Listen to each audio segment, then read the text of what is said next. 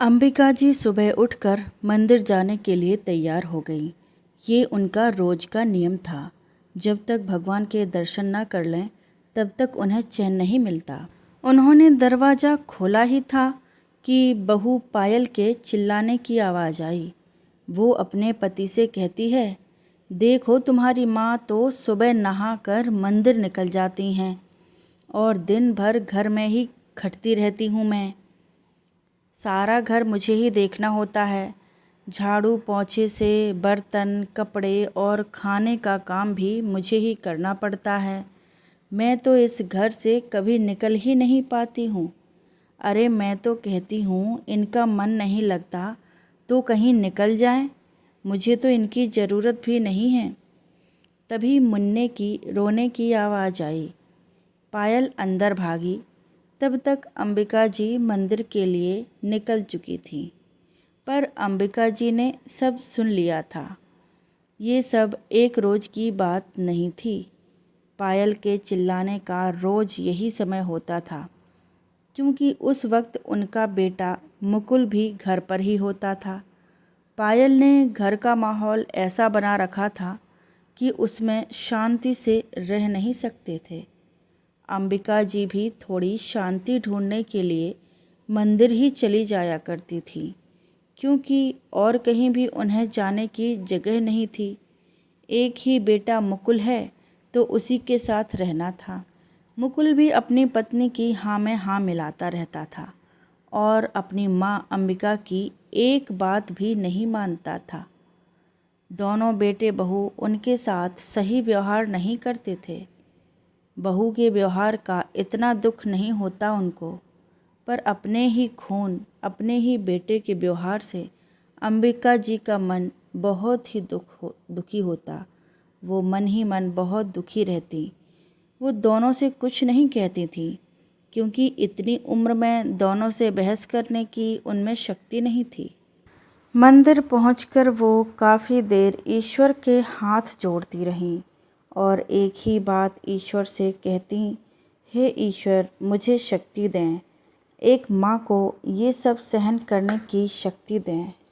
मंदिर की सीढ़ियों में बैठकर वो थोड़ी देर वहाँ से छोटे बच्चों को देखती और निहारती रहती थीं जो स्कूल जा रहे होते थे। मंदिर के पास में ही सटा हुआ एक छोटा सा स्कूल है। काश बचपन कभी बड़ा नहीं होता। वो आहें भरती और उनकी आंखें भर आती थीं। उन्हें भी पढ़ने का बहुत शौक़ था। तरह तरह की किताबें पढ़ा करती थीं। उनके मायके वालों ने उन्हें 9वीं तक तो पढ़ाया था और बाद में आगे की पढ़ाई के लिए शहर नहीं जाने दिया। 10वीं तक आते आते उनकी शादी करवा दी। उस ज़माने में छोटी उम्र में माँ बाप बच्चों की शादी कर देते थे। मुकुल के पिता यूँ तो अच्छे थे, पर उन्हें शराब पीने की वजह से उनका लीवर ख़राब हो गया और वो बहुत जल्दी इस दुनिया से चले गए। उनके जाने के बाद उनकी राशन की दुकान पर अंबिका जी बैठने लगीं। वो दुकान भी संभालती और घर भी संभालती थीं। दोहरी जिम्मेदारी उठाकर भी वो बहुत खुश रहती थीं और अपने बेटे का पालन पोषण कर रही थीं। मुकुल की पढ़ाई भी औसत दर्जे का ही था। वो ज़्यादा पढ़ना नहीं चाहता था। उसने स्नातक तक पढ़ाई की और दुकान संभालने लगा।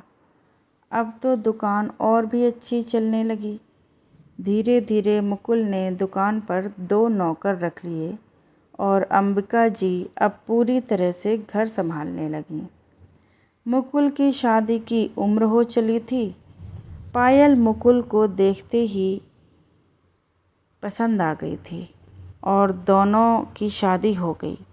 अपने बेटे का घर बसता देखकर अंबिका जी काफ़ी खुश थीं और वो इस चीज़ से भी खुश थीं कि मुकुल में कोई बुरी आदत नहीं थी। उसे सिगरेट और शराब की बुरी लत नहीं थी और दुकान भी वो काफ़ी अच्छे से संभाल रहा था। शादी के बाद घर पायल ने संभाल लिया था और दुकान मुकुल ने। तो अब अंबिका जी निश्चिंत हो गई थीं। अब वो चारों धाम की यात्रा पर जाना चाहती थीं।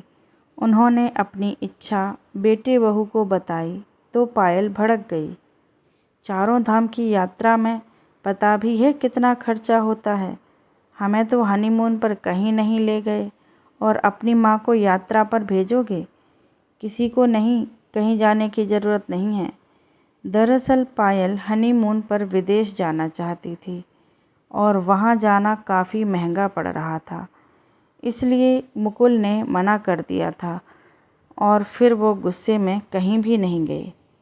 अंबिका जी बहू के मुंह से ये सुनकर चुप हो गईं, क्योंकि उनके अपने बेटे की बोलती बंद हो गई थी।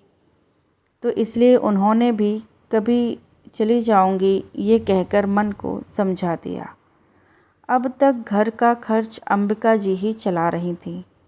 मुकुल दुकान की कमाई उनके ही हाथों में देता था, फिर वो बैंक में जमा करवा देती थी। लेकिन पायल को इससे भी दिक्कत थी। मुकुल अंबिका जी को दुकान की कमाई लाकर देता था, ये बात पायल को पसंद नहीं थी।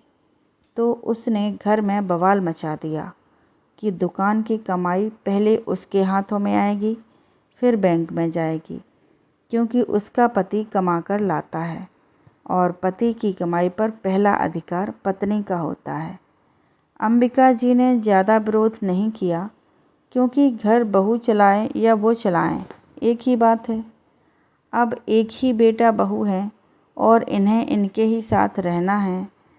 कुल मिलाकर घर में शांति और सुख बना रहे। अंबिका जी ने खुशी खुशी दुकान बेटे को संभालने दी और घर बहू के पैसों की सारी जिम्मेदारी थमा दी। आखिर मुझे अब करना भी क्या है, 2 रोटी खानी है और जीवन जीना है।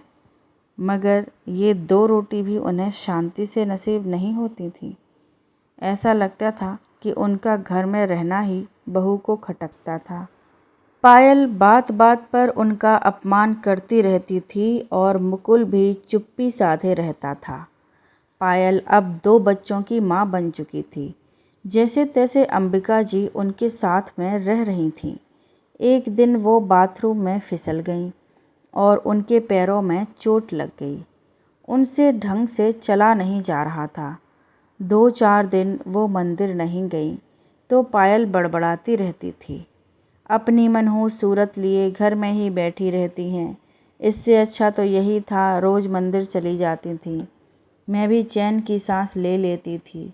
बच्चों को भी अच्छा खाने को देती थी, पर इनकी नज़रें तो खाने पर ही गड़ी रहती हैं।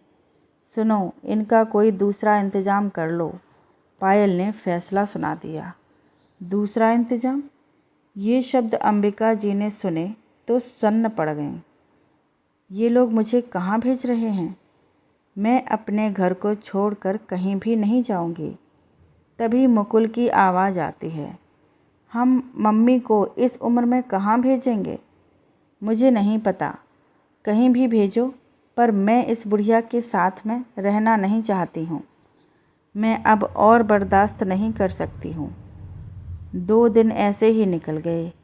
एक दिन अंबिका जी ने बेटे बहू को बात करते हुए सुना। वो उसे वृद्धाश्रम भेजने की तैयारी करने में लगे थे। बहू को बड़ी जल्दी थी कि वो अपनी सास से छुटकारा पाए। अंबिका जी के पैरों के नीचे से ज़मीन सरक गई। आखिर वो तो इनको जरा भी परेशान नहीं करती हैं, अपने पोतों को भी देख लेती हैं और बहू के कितने सारे काम कर देती हैं। ये बात और है, वो उनके द्वारा किए गए कामों को गिनती नहीं है और ऐसे दर्शाती है कि सारे काम वो ही करती है। मैंने तो दुकान और घर भी इनके हवाले कर दिए, अब तो और क्या करूं? उनका सिर चकरा गया। उन्हें कुछ समझ नहीं आ रहा था कि क्या करें। एक दिन वो पूरी सुस्त और उदास रहीं। अपने पति की तस्वीर से बातें करती रहीं। तभी उनकी नज़र पलंग के नीचे रखे बक्से पर गई तो उनमें जान आ गई। उन्होंने बक्सा सरकाया और उसमें से कुछ फाइलें निकालीं। उसमें घर और दुकान के पेपर थे जो उनके नाम पर थे। इन फाइलों के मिलने से उनमें नए जोश का संचार हुआ। दूसरे दिन मंदिर का बहाना करके वो धीरे धीरे मंदिर के पास स्कूल में गईं। वहाँ टीचर को अपनी परेशानी बताई कि वो किस तरह से अपने बेटे बहू से त्रस्त हैं। तो टीचर ने उन्हें एक वकील का फ़ोन नंबर दिया और कहा कि आप वकील से बात कर लें। वकील ने उन्हें अपने ऑफिस बुलाया और उनकी सारी कहानी सुनी। तो उन्होंने पेपर देखकर कहा कि पति के निधन के बाद उसकी संपत्ति, घर, ज़मीन, दुकान सब पर पत्नी का ही हक होता है और ये घर और दुकान भी अंबिका जी आपके नाम पर ही है। आपको इस घर से कोई नहीं निकाल सकता है। कानून आपके साथ है। ये सुनते ही अंबिका की आंखों में चमक आ गई। उसने वकील बाबू से सलाह ली और घर चली गई। अगली सुबह जब वो सोकर उठी तो देखा बेटा बहू बच्चों को स्कूल छोड़कर आ गए थे। तब पायल बोलती है कि मम्मी जी, अब आपका और हमारा साथ रहना मुश्किल है। मैं अपने परिवार में बच्चों और पति की देखभाल करूं या आपकी देखभाल करूं? अब बच्चे बड़े हो रहे हैं और उन्हें भी अपना कमरा चाहिए। घर में जगह नहीं है तो मुकुल और मैंने आपके लिए कहीं और रहने का इंतज़ाम कर दिया है। आप चिंता मत करिएगा, हम लोग आपसे मिलने आते रहेंगे और बड़ी अच्छी जगह है। आप यहाँ से ज़्यादा वहाँ पर खुश रहेंगी। तभी मुकुल बिना लाग लपेट के बोलता है, मम्मी अपना सामान पैक कर लो, हम दोनों बच्चों के आने से पहले आपको वृद्धाश्रम छोड़ आते हैं। वहाँ आप भी आराम से रहना और इधर हम भी आराम से रहेंगे। बच्चे कुछ पूछेंगे तो कह देंगे कि दादी गांव रहने चली गई हैं। थोड़ा बड़े होंगे तो आपको भूल जाएंगे। अंबिका जी सामान्य होकर बोलती हैं, हाँ पायल, अब हम लोग साथ में नहीं रह सकते हैं। तुम्हें ही नहीं, मुझे भी बहुत परेशानी होती है। सच में ये घर भी छोटा पड़ता है, पर मैंने एक उपाय सोचा है ताकि हम सब खुश रह सकें। ये कागजात पढ़ लो और इस घर और दुकान की मालकिन मैं हूँ। बहू, तुम दोनों अब यहाँ नहीं रह सकते हो। कहीं जाकर किराए पर बड़ा सा घर ले लो ताकि बच्चों को भी परेशानी नहीं होगी। और हाँ, बच्चों के लिए अलग से बड़ा कमरा लेना। ये घर छोड़कर मैं कहीं नहीं जाऊंगी। पर हाँ, अब तुम दोनों को ये घर और दुकान छोड़कर जाना होगा। जब तू छोटा था तब भी दुकान अच्छे से संभलती थी। मुकुल, तू अपने लिए नई नौकरी तलाश ले, क्योंकि मैंने दुकान पर तेरी जगह एक नया लड़का रख लिया है जो तेरा सारा कामकाज संभाल लेगा। अंबिका जी का साहस और हिम्मत देखकर दोनों भौंचक्के रह गए। उन्हें यह पता नहीं था कि मम्मी उन्हें ही घर से निकाल देंगी। उन दोनों को अपने कानों पर विश्वास नहीं हुआ। मम्मी, आपको पता भी है आप क्या कह रही हैं? आप हम दोनों को घर से निकाल रही हैं? हाँ, तुम दोनों ने ठीक सुना है। जब तुम दोनों इतनी गिरी हुई हरकत कर सकते हो, अपनी माँ को वृद्धाश्रम भेज सकते हो, तो मैं भी तुम दोनों को घर से निकाल सकती हूँ। मम्मी, आप ये कैसे कर सकती हैं? अपने ही बेटे बहू को घर से निकाल रही हैं। लोग क्या कहेंगे? सभी रिश्तेदार आपकी बातें बनाएंगे। हम आपके बच्चे हैं, मुकुल ने कहा। तो मैं भी तेरी माँ हूँ, वो चीखकर बोली। तू मुझे कैसे घर से निकाल सकता है? तुझे जरा भी शर्म नहीं आई? तूने हर बात पर अपनी पत्नी का साथ दिया। मैं ये सोचकर चुप रही कि कोई बात नहीं, पायल घर की बहू है और वो सदा खुश रहनी चाहिए। घर की लक्ष्मी खुश रहती है तो घर में बरकत होती है। पर मैं इस बात पर चुप नहीं रहूँगी कि तू अपनी पत्नी के साथ मिलकर मुझे मेरे ही घर से निकाल दे। इस घर पर तेरा और तेरी पत्नी का कोई हक नहीं है। घर मेरे पति का है और कानून के हिसाब से मैं इसकी वारिस हूँ। फिर वो पायल से कहती हैं, बहू, तुम अपने रहने का कोई दूसरा इंतज़ाम कर लो, और हाँ, बच्चों को स्कूल से आने के बाद ही जाना, ताकि तुम्हारे बच्चों को भी पता लगे कि दादी ने उनके मम्मी पापा को घर से क्यों निकाल दिया। तुम दोनों अपना सामान पैक कर लो और निकल जाओ, ताकि मैं भी अपने घर में आराम से रह सकूं। मुझे रोज़ रोज़ अपमान के घूंट तो नहीं पीने पड़ेंगे। रोज़ बहू की जली कटी और ताने सुनने से बेहतर है मैं यहाँ अकेली रह लूँगी और दोपहर के समय दुकान चली जाऊँगी। और पायल बहू, तू क्या कहती थी कि मेरी नज़रें तेरे बच्चों के खाने पर लगी रहती हैं? अरे तो क्या हुआ, बुढ़ापे में हमारी भी खाने की इच्छा होती है, और तूने कभी मुझे भरपेट खाना नहीं दिया। ये जो तू खाने का रौब जमाती थी, ये मत भूलो कि ये खाना बनाने का सामान मेरे पति की दुकान से ही आता था। पायल और मुकुल की नज़रें झुक गईं। उन्होंने माफ़ी मांगी, पर अंबिका जी उन्हें माफ़ ना कर सकीं। दोनों अपने बच्चों को लेकर घर छोड़कर चले गए।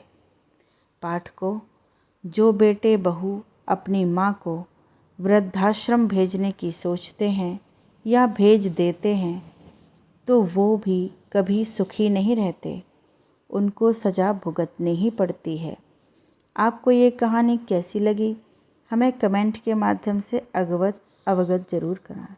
धन्यवाद।